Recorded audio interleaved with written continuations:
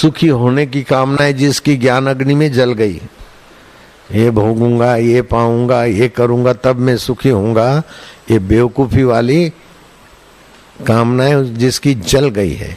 प्रज्ञाति यदा कामान सर्वान पार्थ मनोगतान। सब कामना है, बाहर के जगत के भी और मन से भी छुपी हुई कामना जिसकी ज्ञान अग्नि से दग्ध हो गई है। प्रज्ञाति यदा कामान सर्वान पार्थ मनोगतान आत्मनेव आत्मनः तृप्त। अपने आप में ही तृप्त है। कोई मिले तब मैं सुखी हूं, कहीं जाऊं तभी मैं सुखी हूं, तो वो तो आध्यात्मिकता का पथिक हो सकता है, वो भी साधारण पथिक, लेकिन आध्यात्मिकता का मंजिल तय वाला वो नहीं होता। मंजिल तय उसने की जिसकी कामनाएं सारी जल गई। प्रज्ञाति यदा कामान सर्वान पार्थ मनोगतान आत्मनेव आत्मना तुष्ट स्थिति प्रज्ञस्तद उच्यते। अपने आप में जो तुष्ट है, तृप्त है, वो स्थिति प्रज्ञ है। तो कन्हैया गुरु गोविंद सिंह का बड़ा श्रद्धालु शिष्य था। गोविंद सिंह ने उसमें भी जगा दी आत्म साक्षात्कार की प्यास। मैं गुरु जी के पास आत्म साक्षात्कार के लिए नहीं गया था, मुझे पता ही नहीं था आत्म साक्षात्कार क्या होता है। मेरा उद्देश्य तो था चलो शिव जी को इष्ट मान रखा तो शिव जी प्रकट हो जाए, पूछेंगे क्या चाहिए क्या चाहिए, मैं बोलूंगा कुछ नहीं चाहिए तो शिव जी प्रसन्न हो जाएंगे बस। लेकिन जो अनुष्ठान किया तो गुरु जी के पास जाने की प्रेरणा दी और फिर बार बार अंदर से आवाज आए लीलाशाह जी के पास जाओ, मैं वहीं मिलूंगा, शिव भी मिलूंगा, पार्वती गणपति सब मिल जाएंगे। मैं कहा बोलता कौन है? बोले जिसका तुम अनुष्ठान कर रहे हो। तो अंदर संदेह होता था कि अपना मन तो नहीं बोल रहा है, तो उसका परिचय की इच्छा होती तो मंदिर में जाते ही देव मूर्ति से निर्माल्य फिसल पड़ता, अर्थात देव प्रसन्न है, प्रेरणा देव की है। तो 40 दिन पूरा ही नहीं हुआ तो कितनी बार प्रेरणा ऐसी हुई। तो 40 दिन पूरा हुआ और पहुंचे तो उसी दिन, तो तड़प थी, तो इष्ट भी तड़प के अनुरूप प्रेरणा करेगी। तो जो दिव्य प्रेरणा, सात्विक प्रेरणा आती है वो अध्यात्म होती है। जो मिश्रित वासना वाली प्रेरणा होती है वो आदि दैविक होती है। और जो बाहर का सुख भोगने की प्रेरणा होती है वो आदि भौतिक में फंसे हुए मन की बदमाशी होती है। ये पालूं, ये पालूं, ये पालूं, भाई तू कुछ भी पाले, सोने की लंका भी बना ले, तभी भी अध्यात्म के बिना तेरा मंगल नहीं है। सोने की लंका वाला भी देखो गया बुरी तरह, हिरणपुर का मालिक भी गया, नरसिंह अवतार ने उसको मार डाला।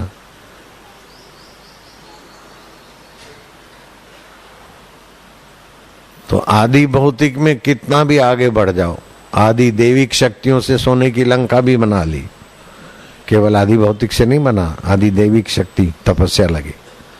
लेकिन आत्मज्ञान का अध्यात्म के बिना रावण भी हार गया।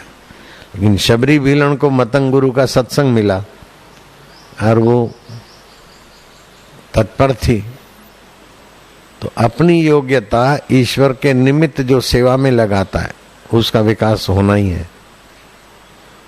जो भी योग्यता है, ऐसा नहीं कि हमारे पास बहुत पैसा होंगे, बहुत दान करेंगे तब भगवान मिलेंगे, ऐसा नहीं। हाँ, पैसा है और दान नहीं करेंगे तो भगवान मिलेंगे, संभव ही नहीं है। जो है उसको ईश्वर के नाते लगाओ, और नहीं है तो अपने मैं कोई लगा दो। कुछ भी नहीं है तो भी अपना मैं तो है, गुरु मंत्र तो है, तन से सेवा जो भी है, ईश्वर प्राप्ति के निमित्त लगा दो, ईश्वर मिल जाएंगे। चाहे बेवकूफी है तो भगवान हम बेवकूफ है, तुम किधर है तो पता ही नहीं, और लेकिन तुम्हारे है ना, ऐसे करके रो, रोने के बाद बड़ी शांति मिलेगी, बड़ी प्रेरणा मिलेगी। ये हम लोगों को वहम है कि हम आश्रम चलाते, हम दुकान चलाते, वास्तव में उमा दारू योषित की नाई, सभी करावत राम गोसाई, सभी का प्रेरक कर्म का नियंता, कर्म का प्रेरक, कर्म का नियंता और कर्म का फलदाता वही सर्वोपरि परमेश्वर है। तो आज केनोपनिषद का सत्संग था, पहला अध्याय, पहला मंत्र कि मन को प्रेरणा कौन देता है और प्राण किसकी प्रेरणा से संचालित होते हैं और वाणी किसकी प्रेरणा से उठती है। गुरु ने कहा बस वो सीख उसी परमात्मा की सत्ता से, चैतन्य की सत्ता से। तो आंखों से तो जो दिखेगा, इंद्रियों से जो दिखेगा वो मिथ्या जगत, मशीन से भी जो दिखेगा मिथ्या जगत, लेकिन जिससे दिख रहा है वो अध्यात्म है। जो दिख रहा है आदि भौतिक है और थोड़े गहरे में जाओ तो आदि दैविक है।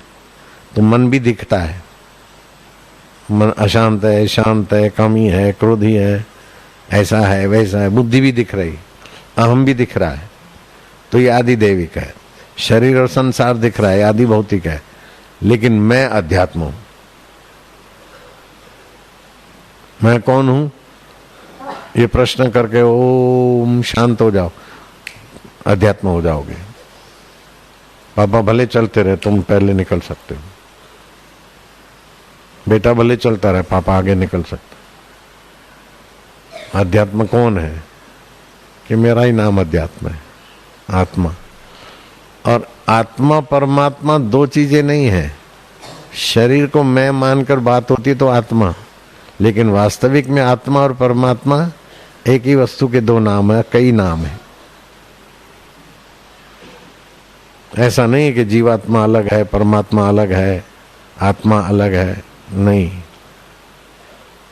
घड़े का आकाश, मठ का आकाश, मेघ का आकाश, ये उपाधि से अलग दिखते हैं, लेकिन वास्तव में जो घड़े का आकाश है वही मठ का आकाश है, वही मेघ का आकाश है, वही आकाश इन रूपों में दिख रहा है। ऐसे ही मेरा अध्यात्म स्वरूप ही ब्रह्मा बनकर, विष्णु बनकर, शिव बनकर लीला कर रहा है, और मेरा ही अध्यात्म स्वरूप श्रोता बनकर सुन रहा है, और मेरा ही अध्यात्म स्वरूप बापू बनकर उपदेश दे रहा है।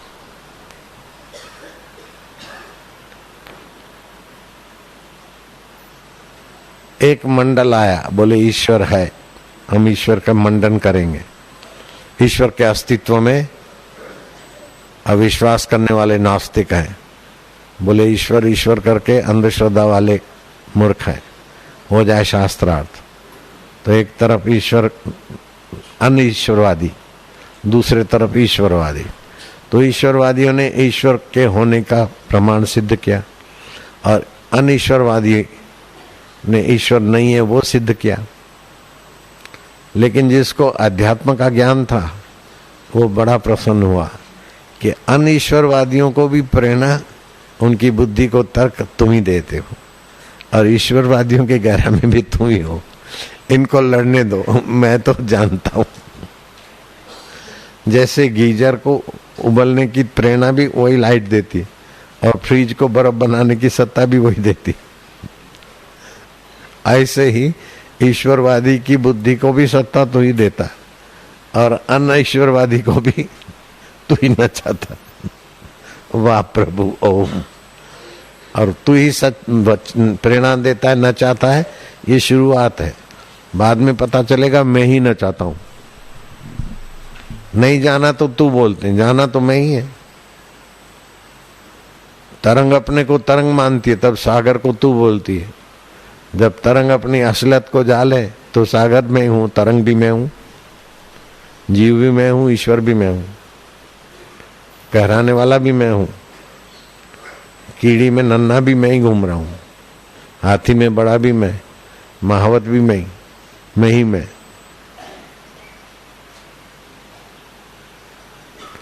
ये सरल भी है, अगर तत्परता और गुरु मेहरबान है तो सरल भी है। नहीं तो 60,000 वर्ष तपस्या करने के बाद भी रावण ने बेचारे ने झक मारे, तो तुम हम क्या कर सकते? कितने मकान बनाएंगे, कितने डॉलर पाउंड इकट्ठे करेंगे?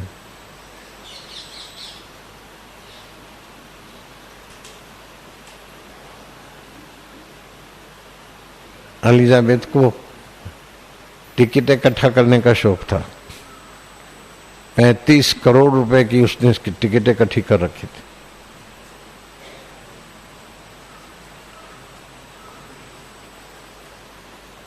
बड़ौदा के गायकवाड़ राजा को कबूतरियों की शादी कराने का शौक था और हर साल कई कबूतरियों की शादी कराता था। किसी रानी को गधियों के दूध से नहाने का शौक था तो 419 गधियां पाल रखी थी। कभी कोई प्रेग्नेंट है, कभी कुछ, कुल मिला के बाल्टी भर दूध मिले, उन गधियों के दूध से नहाने का शौक था। किसी राजा को खाने का शौक था, खा खा के वमन करता फिर खाता। ये सब जीव के आदि भौतिक शौक है, इसी में तबाह हो जाते हैं। किसी को आदि दैविक शौक होता है, चलो दान करने का, सेवा करने का, लेकिन ये सारे शौक का मूल तो ईश्वर प्राप्ति का शौक हो तो वे सारे शौक उसके आगे फीके हो जाते।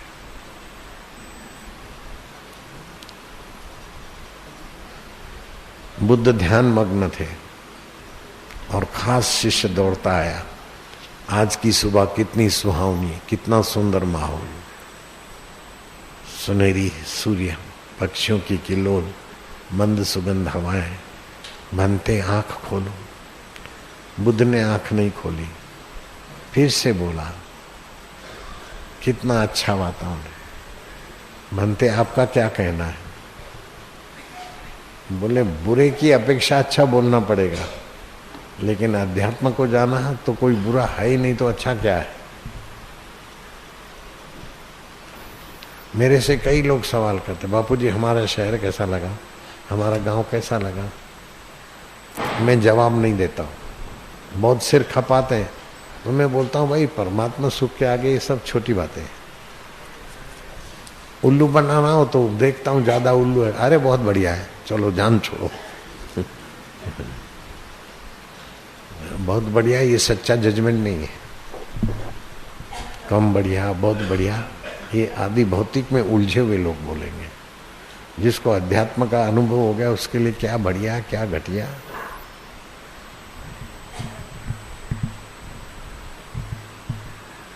सिकंदर को आदि भौतिक जगत ही सच्चा लगता था और युद्ध करने को निकला। करते करते कईयों के लूटे हीरे जवाहरात राज्य, पेट नहीं भर रहा था। आखिर वहां पहुंचा जहां संत डायोजनीस रहते थे। डायोजनीस ने सुना कि महान सिकंदर यहां से पसार होने वाला है, पैर पसार के लेट गए। पहले तो अकड़ू होके आया कि महान सिकंदर का रास्ता रोकने वाला एक व्यक्ति, लेकिन जो नजीक आया तो उसकी शांत रेंज में, अध्यात्म वाइब्रेशनों में घड़ी भर देखता रहा। उस संत की नजर पड़ी, बोले तुम्हारे पास सेना नहीं है, फौज नहीं है, रानियां नहीं है, नौकर चाकर नहीं है, फिर भी तुम मुझसे ज्यादा खुश नजर आ रहे हो, क्या कारण है? आप कौन हो? बोले मैं कौन हूं वो बाद में बताऊंगा, तू कौन है? सिकंदर को कहा तू कौन है? बोले मैं महान सिकंदर विश्व विजय करने को जा रहा हूं। हाँ से बोले पागल हुए हो, विश्व पर विजय आज तक किसी ने की क्या? सब अपने अपने मन में स्वतंत्रता से करेंगे, सब पर तुम्हारा अंकुश कैसे लगेगा? विश्व विजय संभव नहीं है, अपने पर विजय हो सकता है। ये चाहिए ये चाहिए ये चाहिए, अपनी डिजायर छोड़ो तो अपने पर विजय। बाकी सबकी इच्छाओं को आप अपनी इच्छा से चलाओ, ये विश्व विजय नहीं है। सबको चलाने की विजय यही तो पराजय है। जो दूसरे को बांधता है वो स्वयं तो बंधन में है। घोड़े की लगाम पकड़ के कोई जा रहा है, बोले घोड़े को किसने पकड़ा? बोले मैंने पकड़ा। बोले झूठी बात है, घोड़े को तुमने नहीं पकड़ा है, तुमको घोड़े ने पकड़ा, क्योंकि तुम्हारी वासना है मेरा घोड़ा है, तुम छोड़ दो तो घोड़ा तुम्हारे पीछे आएगा कि तुम घोड़े के पीछे जाओगे?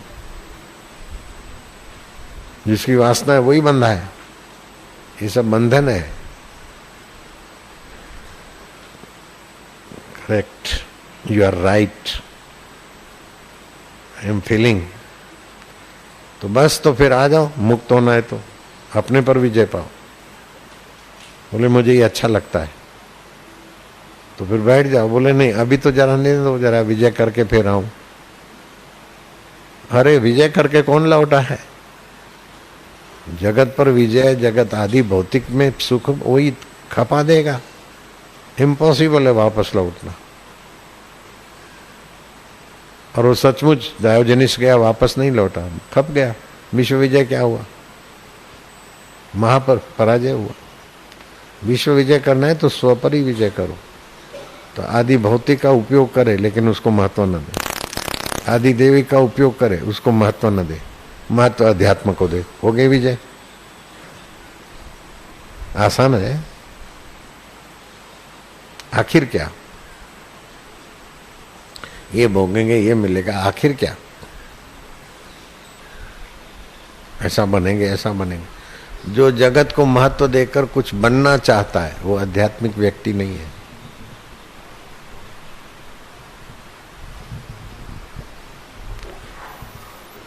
आध्यात्मिकता व्यक्ति का श्रृंगार नहीं है, आध्यात्मिकता व्यक्तित्व का विसर्जन है। अपना मैं का विसर्जन है। मैं को सुंदर सुहावना बनाने के लिए आध्यात्मिकता नहीं है। रामकृष्ण का भांजा हृदय रामकृष्ण को बोलता था कि आप जो बोलते पूर्ण पुरुष समाधि वाले के पास अष्ट सिद्धियां आती है, वो तो हनुमान के पास थी, लेकिन राम जी एक बार जो भीख मंगे थे सबको, दरिद्र नारायणों को भोजन कराने का भंडारा किया। तो जो भीख मंगे तो उनके कपड़े ये वो सब ऐसे ही होते। वो रामकृष्ण देखते रहे कि एक ऐसा भीख मंगा है कि जिससे भीख मंगा भी नफरत करते, ऐसा उसका लबास है। और वो कितना भी नफरत करते तो वह है उधर धकेलते। तो जो धकेलते हैं आगे पीछे धक्के खा खा के लाइन के बाहर जा रहा है, लेकिन चेहरे पर शिकन नहीं पड़ रही। फिर सब भीखमंगों ने भोजन किया और पत्तले फेंकी, तो वहाँ एक कुत्ता पहुंचा और वो भीखमंगा भी पहुंचा। तो कुत्ता भी खा रहा है, वो भी खा रहे हैं, और कुत्ते के गले में हाथ भी है। रामकृष्ण ने कहा हृदय को देखो, ये है परमहंस, इनसे पूछो अध्यात्म क्या होता है। नम्रता से श्रद्धा से पूछना। नम्रता श्रद्धा से पूछा कि आत्म साक्षात्कार परमहंस कब माने कि हमें अध्यात्म ज्ञान हो गया? तो बोले जब गंगा जल और नाली का जल एक दिखे, मान और अपमान महत्वहीन दिखे, अपने आप में विश्रांति हो और अपना आपा अनंत ब्रह्मांडों में व्याप रहा है, तब समझना चाहिए कि मैं परमहंस पद को पाया। ये परमहंस कोटि के, आचार्य कोटि का तो बोलेगा डांटेगा, वशिष्ठ जी बोलते भी है डांटते भी है, लेकिन अनुभव उनको भी वही है। तो आत्मज्ञानी सब एक जैसे नहीं होते। शुकदेव त्यागी हैं, कौपिन का भी पता नहीं, और जनक और राघवेंद्र राज्य कर रहे हैं, वशिष्ठ कर्मनिष्ठ है, लेकिन तत्व ज्ञान में सभी समान है। शुक त्यागी कृष्ण भोगी, जनक राघव नरेंद्र वशिष्ठ कर्म निष्ठश्च सर्वेषाम ज्ञानिनाम समान मुक्ता। और पाने योग्य तो यही आत्मज्ञान है, बाकी जो पाया धोखा है। स्वप्न में बोलते ना ये पा लिया, ये पा लिया, ये पा लिया, आँख खुली तो कुछ नहीं, ऐसे इधर ये पा लिया, आप ये पा लिया, आँख बंद हुई तो कुछ नहीं, डिग्रियां पाली, धोखा है। बुद्धि में संस्कार मिल गए, और जितना जगत का नॉलेज ज्यादा है उतना आध्यात्मिकता में मेहनत ज्यादा पड़ेगी। इसलिए कबीर जी ने कहा भलो भयो गेवार जाहि न व्यापी जग की माया। तो मैं कंपटीशन कराने में जिम्मेदारी की बात बोलता हूँ कि हो सकता है कि पापा को जगत की बैलगाड़ी ढोते ज़्यादा समय हुआ और बच्चा भी कम फिसला है तो हो सकता है बेटा भी निकल जाए बाप से, कंपटीशन के हिसाब से भी निकल जाए तो क्या बुरा है। पापा को सरप्राइज दे दिया तो पापा का ही भला है, बेटा आगे निकला तो। ये आध्यात्मिक पुरुषों को एक विशेषता है। आदि भौतिक वाले में कोई आगे निकला तो ईर्ष्या होगी, और अध्यात्म में बाप ने बीए किया था उस समय उसको उतना मजा नहीं आया ग्रेजुएशन का जितना बेटे के ग्रेजुएशन में मजा आता है। साक्षात्कार किया तो गुरु को जो मजा आया इससे ज्यादा दूसरे को साक्षात्कार कराने में आनंद रहता है।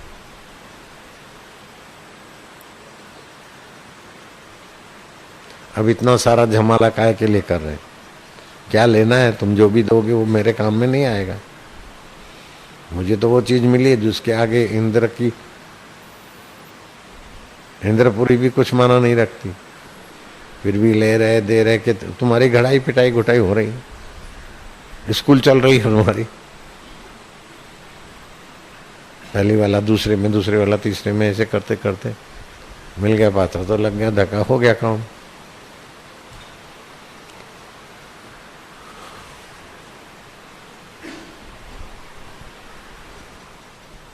ये पढ़ो वो पढ़ो, काय को फंसाना, अनुष्ठान करो, बाकी का ईश्वर संभाल लेते। फिर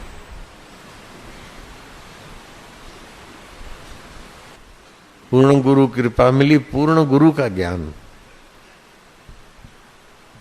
बेटा स्वर्ग में जाओ, बेटा ये करो, बेटा अष्ट सिद्धि पालो, ये पूर्ण गुरु नहीं है। पाना कुछ नहीं है, जो है जो का त्यों उस अपने आप को जानना है, और अपने आप को जाना तो फिर पाना बाकी भी नहीं रहता। और अपने आप को जाने बिना कुछ भी पाया तो रहेगा कितना दिन? अपना आपा ही विभु है, व्याप्त है, शाश्वत है, पूर्ण है, बाकी सब अपूर्ण है। आदि भौतिक अपूर्ण है, आदि देविक अपूर्ण है, अध्यात्म में भी सब लहरियां हैं। एक सिद्धांत है, कारण को छोड़कर कार्य नहीं रह सकता, लेकिन कार्य को छोड़कर कारण रह सकता है। जैसे सूत को छोड़कर कपड़ा नहीं रह सकता, लेकिन कपड़े को छोड़कर सूत रह सकता है। लेकिन रुई को छोड़कर सूत नहीं रह सकता है, सूत को छोड़कर रुई रह सकती। गहने को छोड़कर सोना रह सकता है, लेकिन सोना निकाल के फिर सोने का गहना नहीं रह सकता। तो सबका कारण अध्यात्म है। जो भी कार्य है उसके मूल में अध्यात्म है। मूल में पहुंचे बस हो गया। और मूल में पहुंचना कहाँ, कहीं दूरी है कि इतना, ये तो कहने के लिए बोलना पड़ता। हकीकत में मूल में पहुंचने, मूल से ही पहुंचने का विचार उत्पन्न होता है।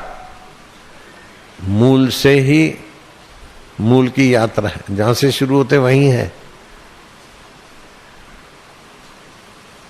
इसमें गड़बड़ ये होती कि कुछ बने, संसार में कुछ करके पाया जाता ना, ऐसे ही अध्यात्म को भी कुछ करके पाने के झंझट में फंस जाते। इतना तो करना पड़ेगा ना, इतना तो करें, इतनी बार तो जाएं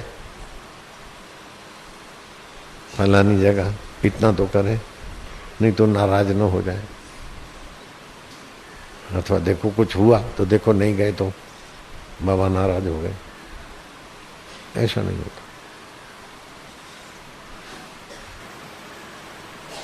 अध्यात्म ये होता है, भगवान मिले तो आदि दैविक है, जो भगवान है वही मैं हूं, तो अध्यात्म है। तो हनुमान जी को तो अष्ट सिद्धियां मिली, फिर भी राम जी के चरण सेवा में लगे रहे। अब जब भारी में कीमती हीरों से भी तृप्त नहीं हुए, हीरों की माला फेंक रहे थे दाना दाना, तब राम जी ने देखा कि हनुमान जी इन चीज़ों के लिए नहीं सेवा करते, उनको क्या चाहिए मैं जानता हूँ, सीता तुम उपदेश करो। तो जगत को ज्ञान दिया कि देखो महिलाएं भी उपदेश देके तो ऐसे ब्रह्मचारी को ब्रह्मपिता बना सकते। तो जगत को ज्ञान दिया कि देखो महिलाएं भी उपदेश देके ऐसे ब्रह्मचारी को ब्रह्मपिता बना सकते। जब उपदेश मिला और हनुमान जी समझ गए तो बोले अब मैं कैसा लगता हूँ? बोले जगत दृष्टया स्वामितम सेवक हम, आप राजाधिराज हैं, हम सेवक हैं। व्यवहार दृष्टया, सृष्टि दृष्टया ईशोत्वम जीवो अहम, और तत्व दृष्टया तवैव अहम, जो आप हो वो मैं हूँ, जो मैं हूँ आप हो। जो घड़े का आकाश है वो महाकाश है, जो लहर है वो सागर है, जो सागर है वो लहर है। राम जी खुश हो गए कि ये ज्ञात ज्ञ हो गया, अध्यात्म हो गया पूरा। गले लगाते, कभी कभी फोटो देखा होगा, राम लक्ष्मण आलिंगन, हनुमान और राम आलिंगन होता है। आलिंगन नहीं भी हो तो कोई, ये तो हो गया था। ओम ओम ओम नारायण नारायण।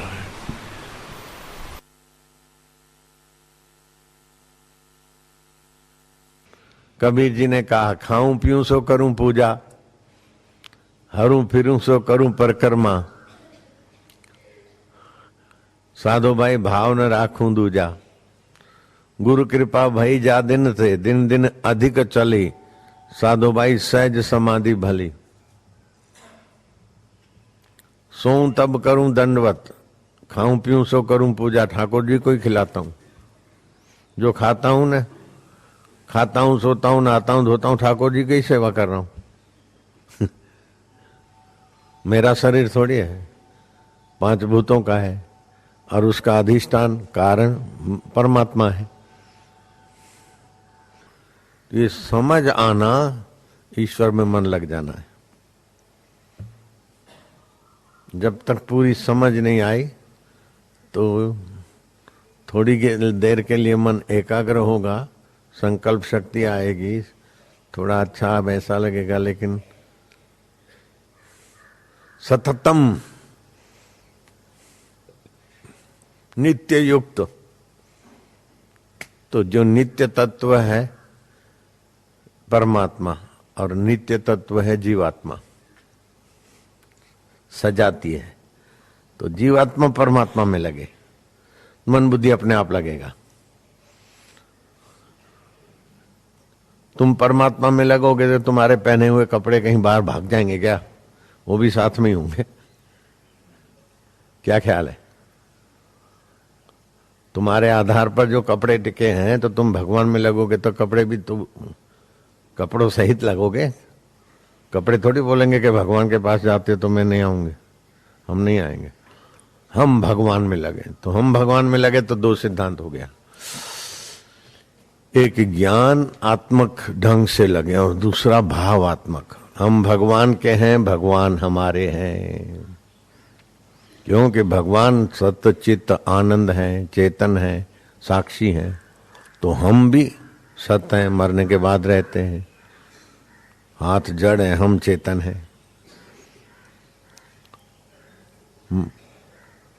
पैर को पता नहीं मैं पैर हूं, पेट को पता नहीं मैं पेट हूं, तो मैं पेट नहीं हूं, पेट मेरा है। पैर मेरे, हाथ मेरे, सिर मेरा, घुटना मेरा है, कलेजा मेरा, हृदय मेरा, तो मेरा मेरा है ना। तो मैं जुड़ता हूं तो मेरा मेरा चेतन।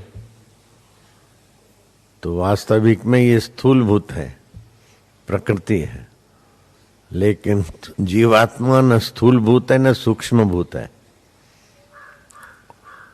जीवात्मा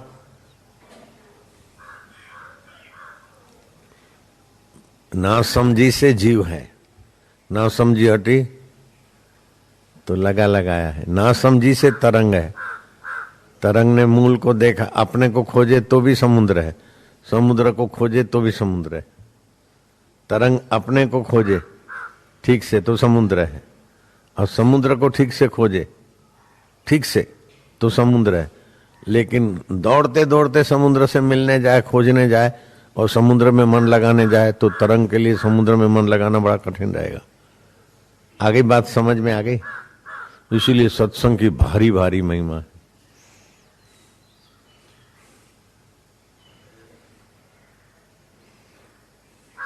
मन भगवान में लगे तो मन कहाँ है खोजो, और भगवान कहाँ है? ये मन है, ये भगवान है।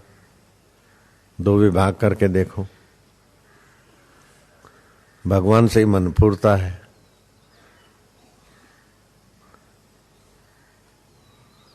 देखो मन कहाँ कहाँ जाता है।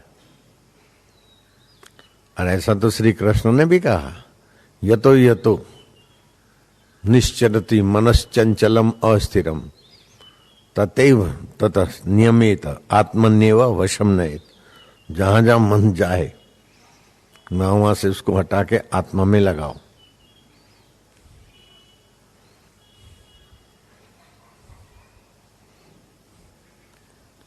तो कैसे, हाथ पैर से तो पकड़ेंगे नहीं, विवेक से लगाना पड़ेगा, समझ से लगाना पड़ेगा।